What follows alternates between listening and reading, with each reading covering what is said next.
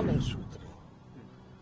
ये वही सूत्र हैं जो इस्लामाबाद, कराची, लाहौर जो कब्जा करवा रहे थे। ये सूत्र को हम लोग जो है मूत्र समझते हैं, क्योंकि 20 साल से बिहार में सरकार इनकी है, 11 साल से केंद्र में इनकी सरकार है, और ये जितने चुनाव जीत करके ये लोग गए सरकार बनाए, तो यानी सब फर्जी है। यानी असल में सुप्रीम कोर्ट ने जब से मामले को संज्ञान में लिया है और जब से इलेक्शन कमीशन को सलाह दी है, तब से इनके हाथ पैर फूले हुए हैं। लेकिन कि कौन है सूत्र? ये वही सूत्र हैं जो इस्लामाबाद, कराची, लाहौर जो कब्जा करवा रहे थे। ये सूत्र को हम लोग जो है मूत्र समझते हैं, और इस तरह की अगर कोई बात है भी तो आखिरी बार यूपी की सरकार में 2003 में SIR हुआ था। उसके बाद से अब तक जो है इतने साल हो गए, और इन सालों में कई चुनाव हम लोगों ने देखा। नरेंद्र मोदी जी का 14 का भी चुनाव देखा, 19 का भी देखा और 24 का भी देखा। यानी इनका कहने का मतलब ये है कि उस समय हम लोग 3-3, 4-4 लाख वोट से चुनाव हारे, तो क्या विदेशियों ने नरेंद्र मोदी जी को वोट दिया?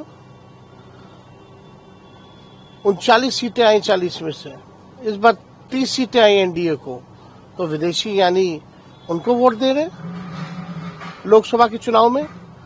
बात ये खड़ा होता है कि 2005 के बाद से बिहार में किसकी सरकार है? एनडीए की सरकार है, बीजेपी की, नीतीश कुमार जी की सरकार है। 11 साल से केंद्र मंत्री कौन है? केंद्र में गृह मंत्री कौन है? 11 साल से देश का प्रधानमंत्री कौन है? मोदी जी हैं, अमित शाह जी हैं। तो ये गलती किसकी है फिर?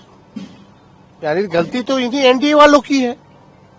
अगर किसी को अगर मिला भी है नागरिकता या वोटर लिस्ट में अगर नाम भी अगर जुड़ा है, तो ये इनकी सरकार रिस्पॉन्सिबल है, नीतीश कुमार और मोदी जी रिस्पॉन्सिबल है, क्योंकि 20 साल से बिहार में सरकार इनकी है, 11 साल से केंद्र में इनकी सरकार है, और ये जितने चुनाव जीत करके ये लोग गए सरकार बनाए, तो यानी सब फर्जी है। यानी ये कहना क्या चाह रहे हैं? नेपाल की जहां तक बात है, आप जानते हैं बिहार का रोटी और बेटी का संबंध रहा है। बिहार पुलिस में, बिहार मिलिट्री पुलिस में गोरखा लोग हैं, नेपाली लोग हैं, आर्मी में नेपाली लोग हैं, भारतीय सेना में नेपाली लोग हैं। वहां जाकर के नेपाल में आप प्रचार करते आइए बहाली हो रहा है, आइए हमारे सेना में जुड़िए। ये देखिए, असल में सुप्रीम कोर्ट ने जब से मामले को संज्ञान में लिया है और जब से इलेक्शन कमीशन को सलाह दी है, तब से इनके हाथ पैर फूले हुए हैं। क्यों नहीं मिस्टर ज्ञानेश कुमार जो है आगे आकर के सारी बातों को रखते हैं? अभी कहेंगे कि फलना अभी ग्राउंड बनाने की बात की जा रही है, फिर बोलेंगे इनके पास कुछ कहने के लिए है नहीं सुप्रीम कोर्ट में कि फर्जी वोटर्स है, फर्जी वोटर्स है। अगर है भी तो रिस्पॉन्सिबल कौन है? इलेक्शन कमीशन है और एनडीए की सरकार है। SIR को आपने आई वॉश बताया है सर? एकदम आई वॉश है। एक पॉलिटिकल पार्टी का प्रकोष्ठ बनकर के इलेक्शन कमीशन जो है काम कर रहा है। एक बार भी आप बताइए, आप देख रहे हैं सारा डॉक्यूमेंट फेंका हुआ है, सारा कागज जो है फेंका हुआ है, कचड़ों में फेंका हुआ है। उसमें जलेबियां जो है झारखंड में देवघर में जलेबी बन रहा है, उसी में लोग खा रहा है, अब फेंक दे रहा है। तो आप समझ सकते हैं कि क्या स्थिति हुई रखी है बिहार में, ग्राउंड रियलिटी क्या है। बीएलओ को मौखिक आदेश मिल रहे हैं, डीएम मौखिक आदेश दे रहे हैं, उन पर दबाव दिया जा रहा है, चाहे वोटर मिले ना मिले तुम ही फॉर्म भर के साइन करके जो है अपलोड करो। इनका अपलोड का सिस्टम क्या है भाई? सब कुछ फेल हो रखा है, सर्वर से लेकर के सारा चीज जो है जाम हो रखा है। सर 1 करोड़ जॉब की बात कर उन्होंने आज कर दी।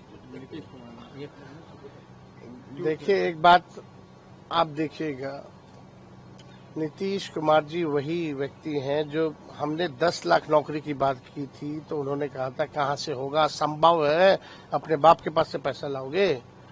हम तो भाजपा के लोगों से पूछना चाहते हैं, आपकी वित्त मंत्री आई थी 20 में, उन्होंने कहा था 19 लाख रोजगार दिलाएंगे। कहाँ है 19 लाख रोजगार? क्यों बिहार में पलायन सबसे ज्यादा है? क्यों शिक्षा चिकित्सा के लिए लोग जो है बाहर जाते हैं? क्यों नौकरी मजदूरी के लिए तब बिहार लोग जा रहे हैं? और अपने मुंह से नीतीश कुमार जी ने तो कहा नहीं। तो एक बात स्पष्ट है, इनका नकलची सरकार, तेजस्वी आगे है, इनकी सरकार पीछे है।